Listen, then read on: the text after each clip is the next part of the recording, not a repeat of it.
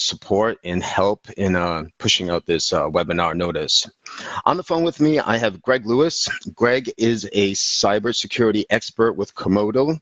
Komodo is an industry-leading cybersecurity firm protecting over 700,000 companies with more than 85 million desktop security software installations. I'm excited to have Greg bring his expertise to this webinar. Just a quick overview of the webinar. We'll discuss the latest cyber attack trends and truly the 6 simple steps that we recommend for a business owner to better protect themselves from a cyber attack. Some headlines. Every day we hear and we read about a new cyber attack. Obviously, the most recent one that we've all heard about, Equifax, this is the one that's going to impact us the most. Equifax breach exposed 145 millions. My social security number, your social security number. More than half of all Americans' personal information is now breached.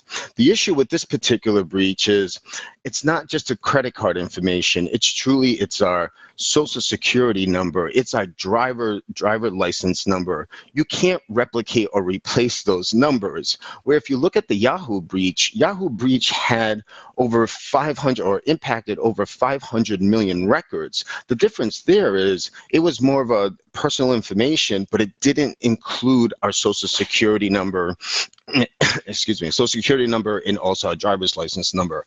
I don't want to spend too much time on the Equifax breach, and the main reason for that is following this email, I have authored a piece that basically outlines what took place on the Equifax breach, the potential damage that it may have caused, and what can be done to protect our identity. So we'll push that out right after this webinar. So the problem, the businesses most vulnerable to cyber attacks are truly the small business owners. In fact, 62% of all cyber attacks focus or target small business owners. And it's for the obvious.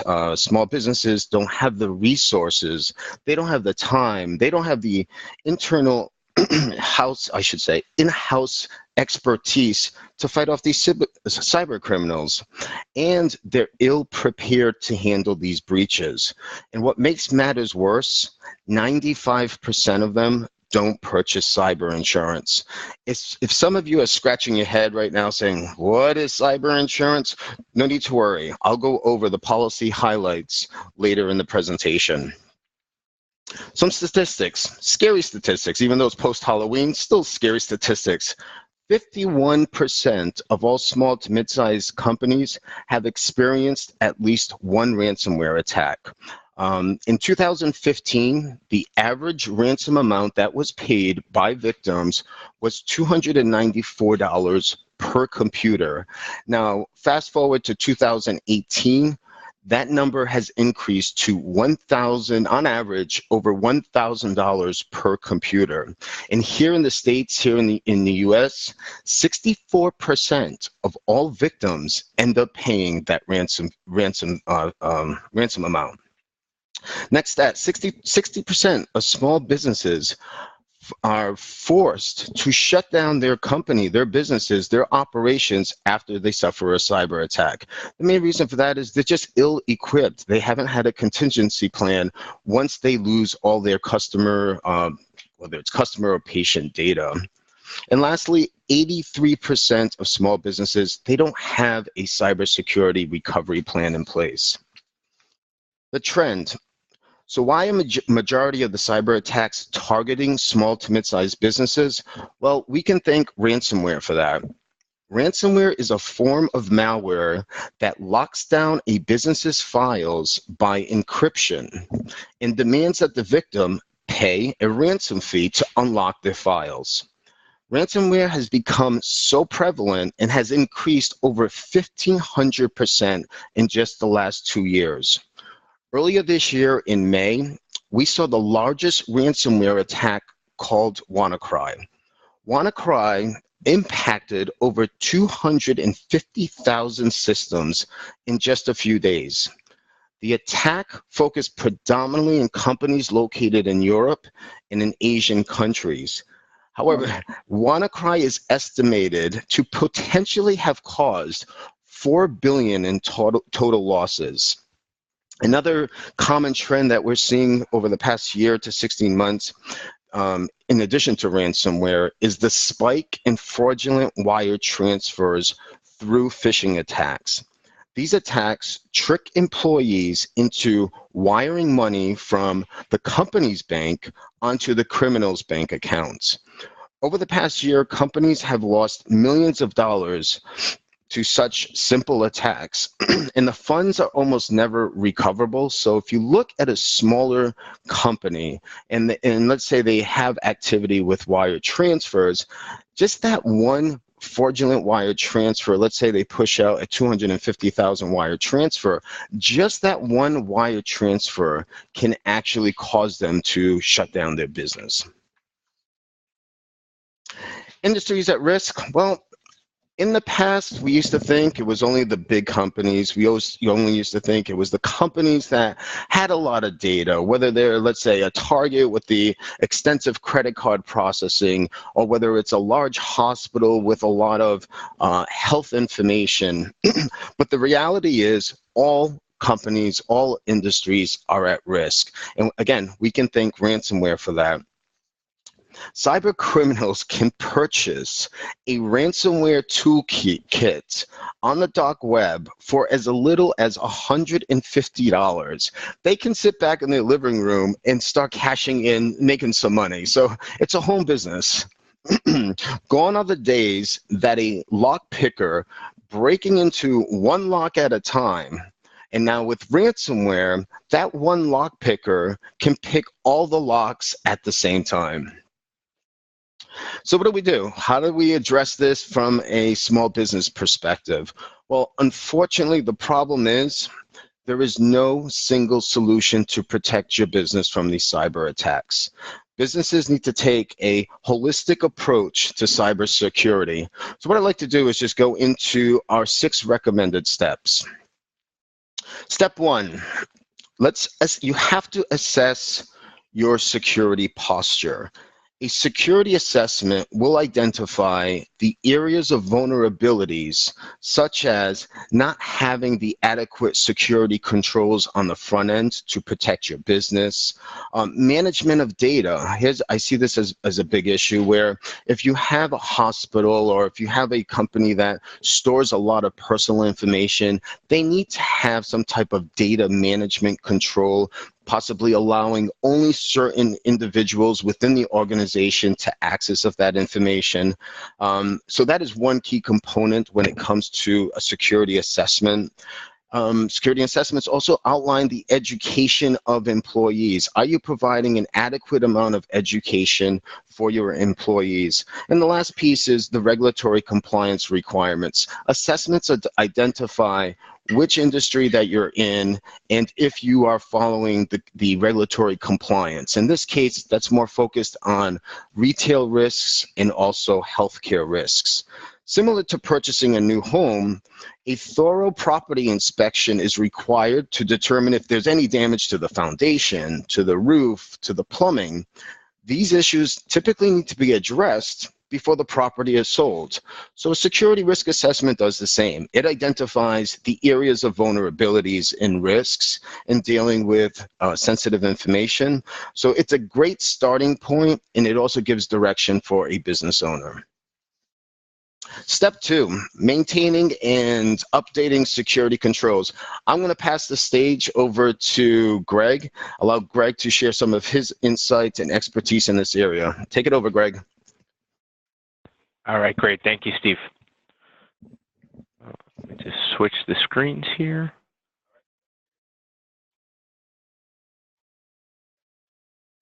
All right. Are you guys able to see my screen okay? Yep. Okay, great. So again, Greg Lewis here with Komodo. Thank you, Steve, and the CyberShield team for having me online with you guys today.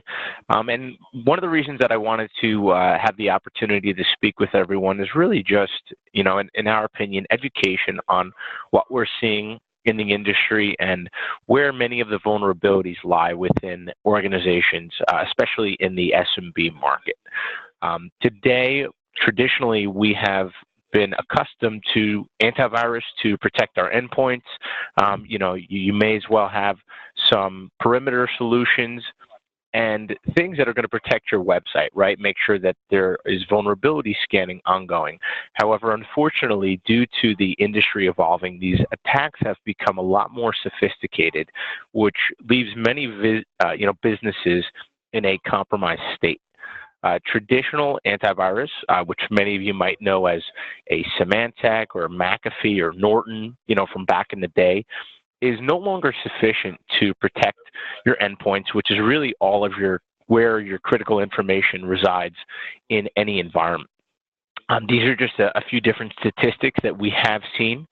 So in 2016, we saw over 127 million new strains of ransomware and malware. Those are quite frightening. If you look at it as an industry perspective, since the inception of malware, just in 2016, stood for 28% of malware created historically. So these numbers are continuing to increase year over year, and it's alarming. So our kind of word to the wise for all businesses is really to educate yourself. Understand what it takes to protect your environments in order to defend your intellectual property or your private information within your organizations.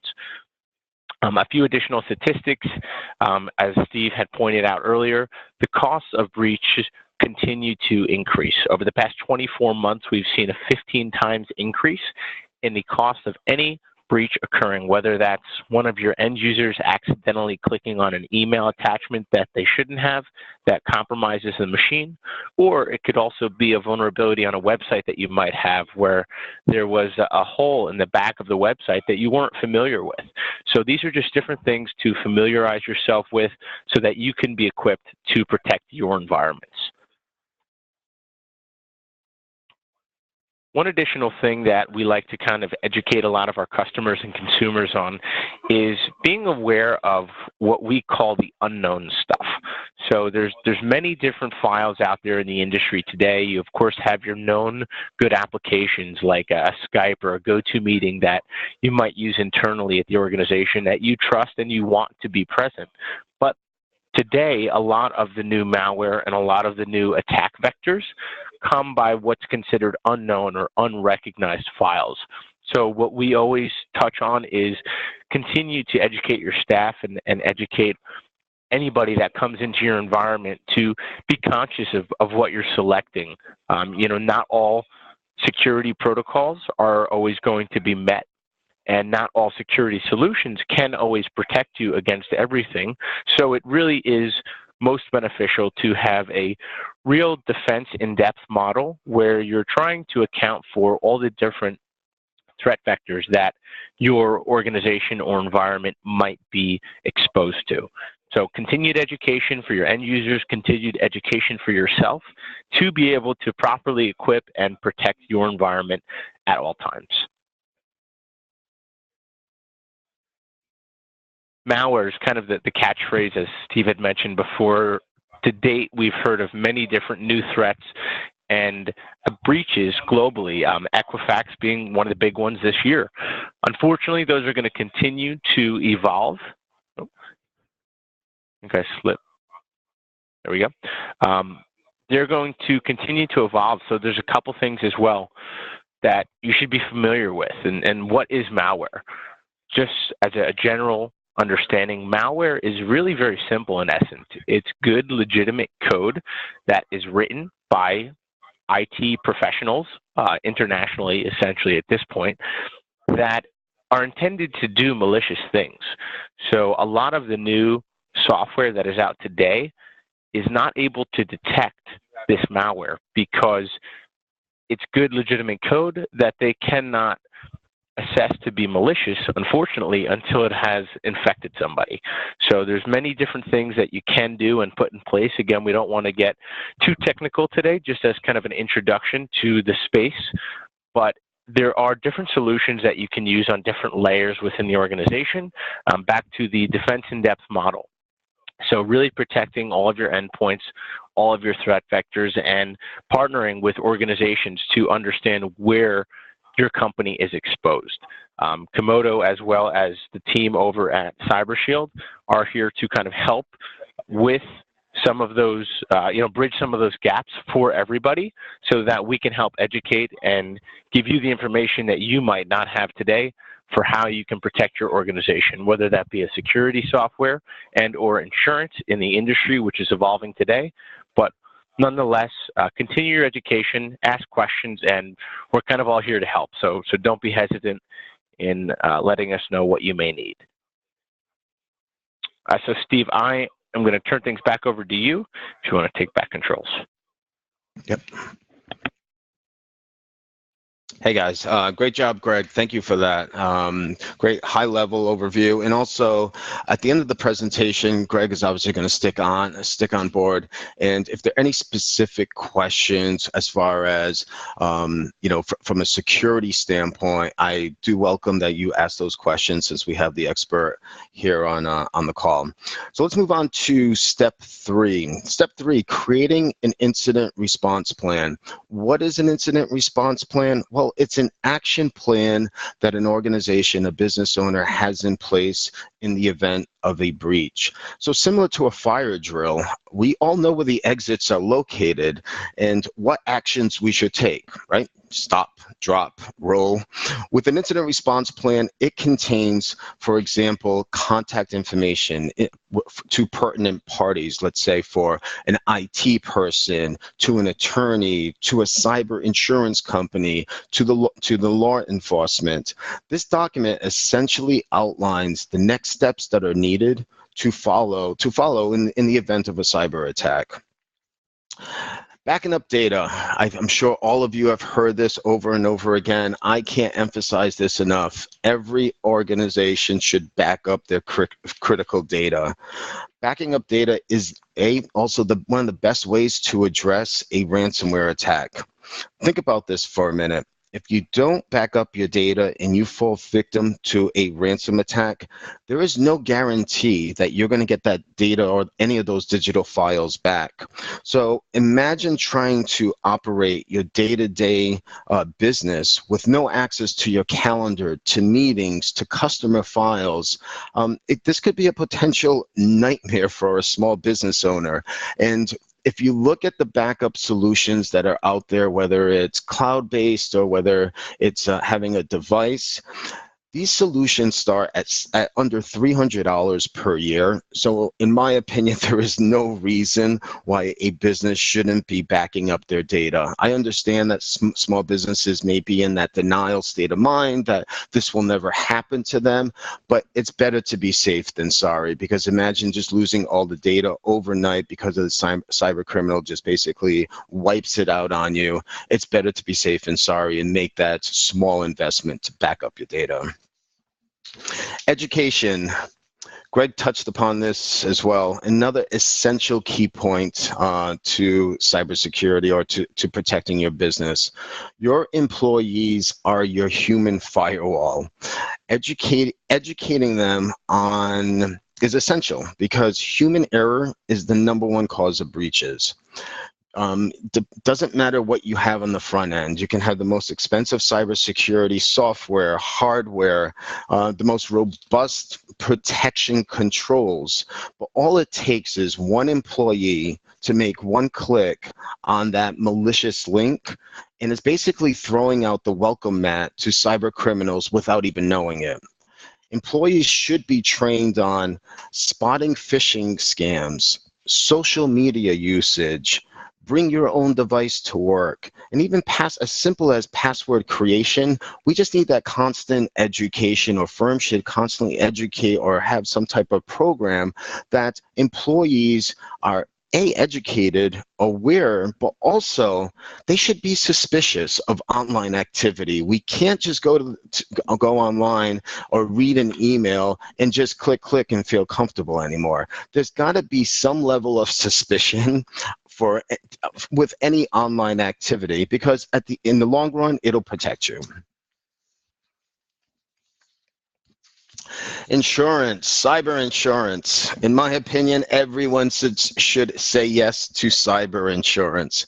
Every firm should purchase this policy. And I know there are a lot of smaller firms that there is still an education process for them to understand what is cyber insurance. So I think the best way for me to address this so we can all understand is, running through it as an example. So what I came up with is, let's take a look at Sally's law firm. Sally's law firm is smaller law firm comprised of 2 to 3 attorneys, maybe a paralegal, an assistant.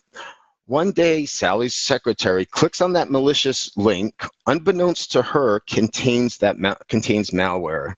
Immediately, all the firm's digital files are completely encrypted. With an insurance policy, and I'm not speaking to all insurance policies, but these are some of the critical components that you should look at or look for. With an insurance policy, Sally can call a 24/7 hotline, which basically grants her or gives her access to a cybersecurity attorney. This attorney is essentially the quarterback or is a data breach coach, as we call it. And this coach walks Sally through all the steps that she needs to take. They will recommend additional resources such as forensics. Forensics identifies the scope of the breach. For example, how many records were stolen, what kind of records were stolen.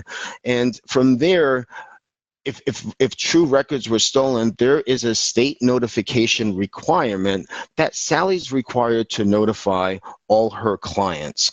So notification is also key. But with notification, there may require, depending on the state and depending on the records that were stolen, if there's any credit card information that was stolen, there's a requirement to notify, or I should say, provide credit monitoring. And lastly, public relations. Sally doesn't want to have bad press out there about this breach. So the policy will also pay for a public relations firm to help her restore her image publicly. So now let's say that Sally suffers one of these attacks and all her data is encrypted, and she has the option of paying that ransom amount via Bitcoin. So let's say she pays that ransom amount. Essentially, she is supposed to receive that decryption key that unlocks all her files. But there is no guarantee that she's going to receive all her files back into in the normal state. There's a firm out in Providence that I use as an example a lot. It's a pretty prominent firm. They suffered one of these ransomware attacks. They had the best controls in place on the front end. One of their employees clicked on a link. Their firm was encrypted, I should say, their firm was non-operational for 7 days. And the reason for that is they attempted to pay that ransom amount twice.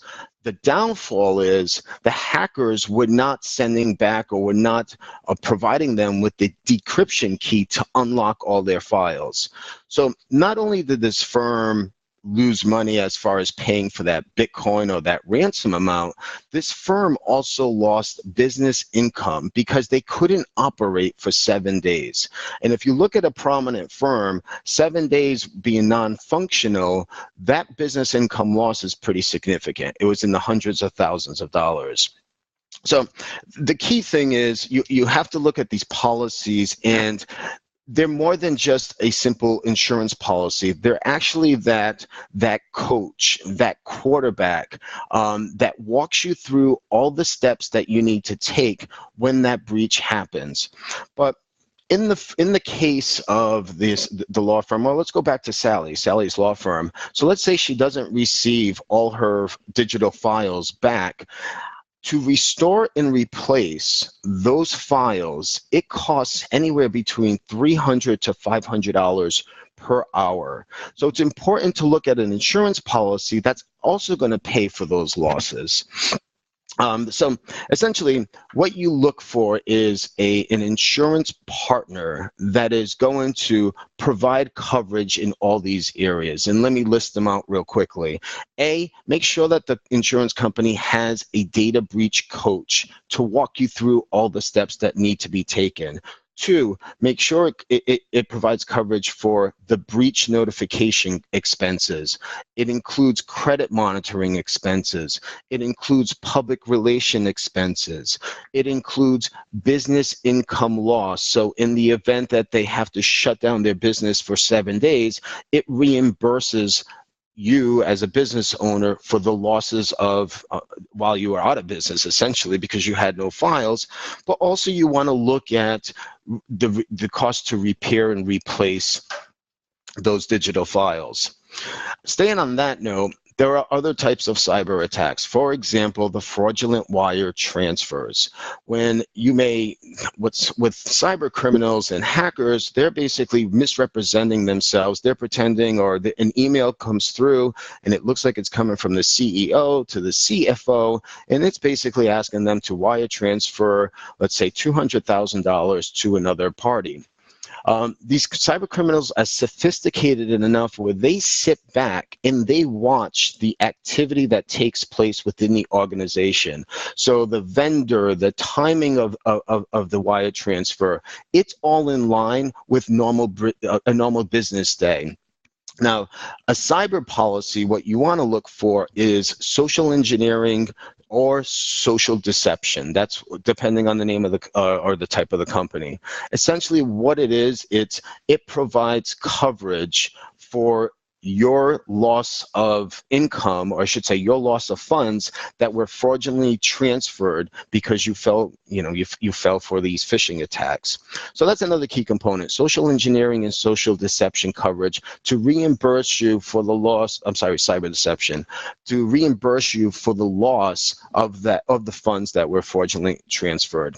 And lastly, a company can do everything right. They can notify, they can provide credit monitoring. But what we're seeing, especially in the larger breaches, is you're seeing these third-party claims. So clients, patients suing the organization because they failed to protect their information. Again, we're seeing this more on the on the larger scale. Equifax has hundreds of class action suits. Target had hundreds of class action suits.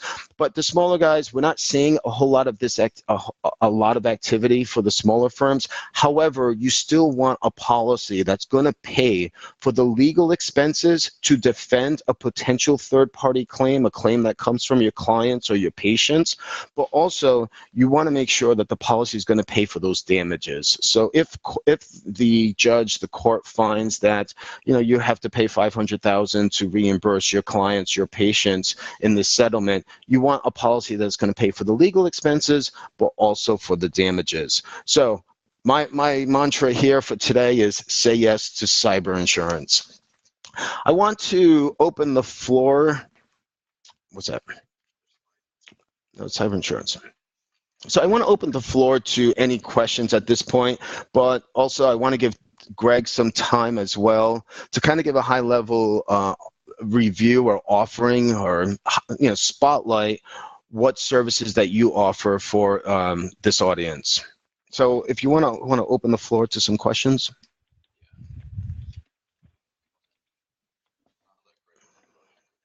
Yeah, Greg, you want to talk a little bit about Hacker Guardian and some of the other products and services that you offer?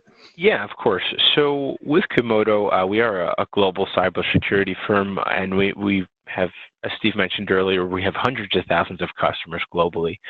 Within that customer base, there's always different needs across the board. So we've established a robust portfolio over the past 19 years to help meet some of those needs.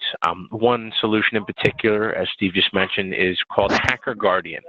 Hacker Guardian is essentially a website and IP-based vulnerability scan.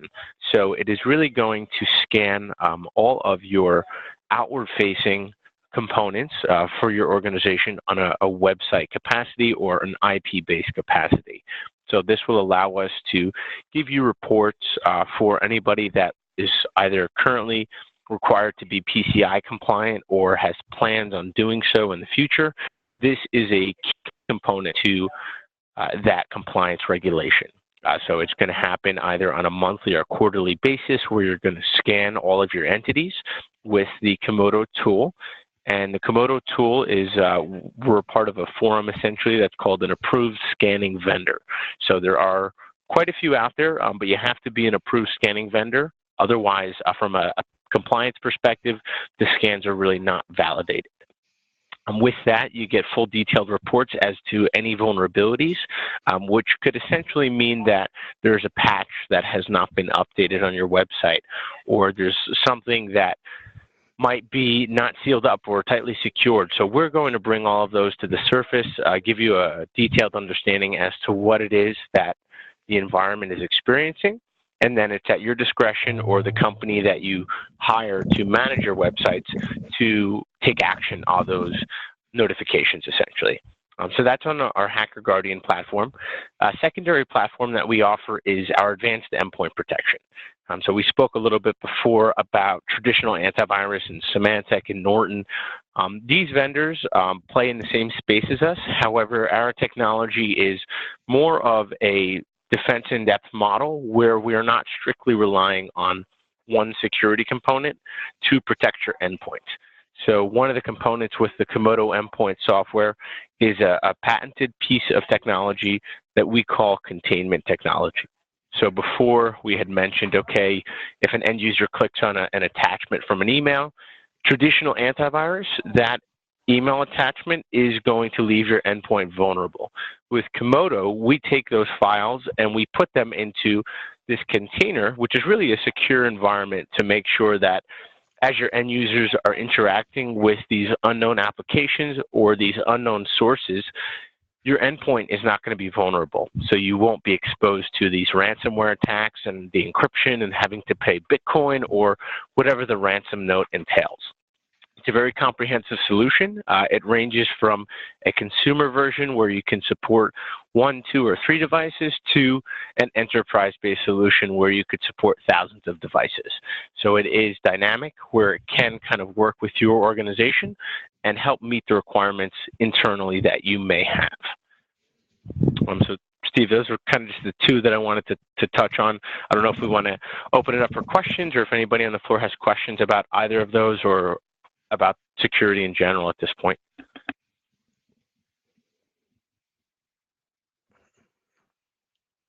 Okay.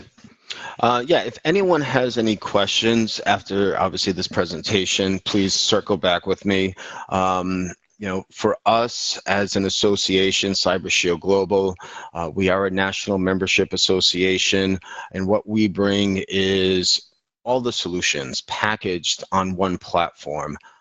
We do this in a very simple, comprehensive, and affordable manner. And also, one of our key benefits is that we've partnered with the likes of Greg and Komodo, where we're able to offer superior products and solutions at prices that are, you know, meet our small to mid-size audience.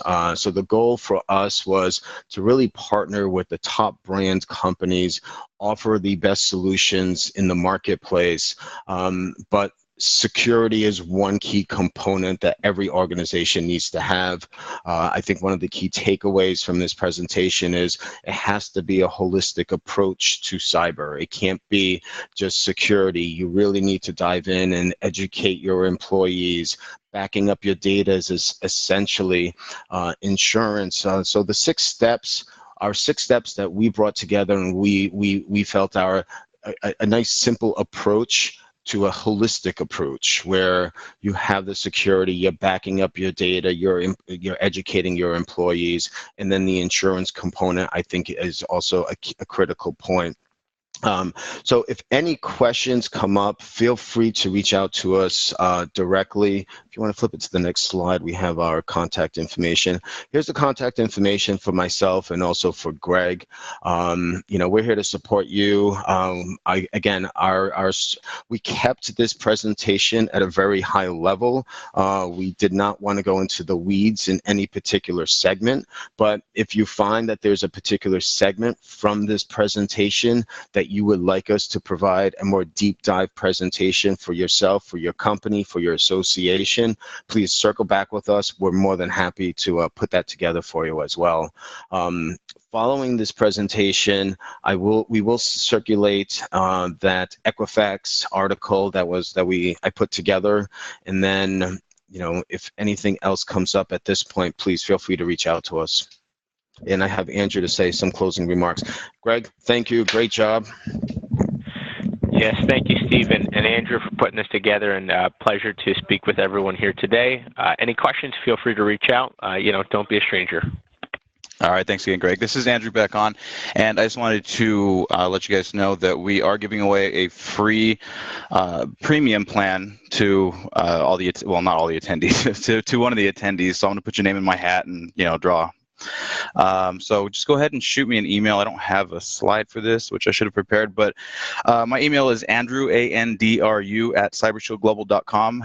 Just shoot me your name and phone number, and we'll see who wins. But thank you all for attending. We really appreciate it. If you have any questions, feel free to reach out to us or check out our website. You can see us at www.cybershieldglobal.com. And thanks again. I'm going to end the meeting now. Have a great day.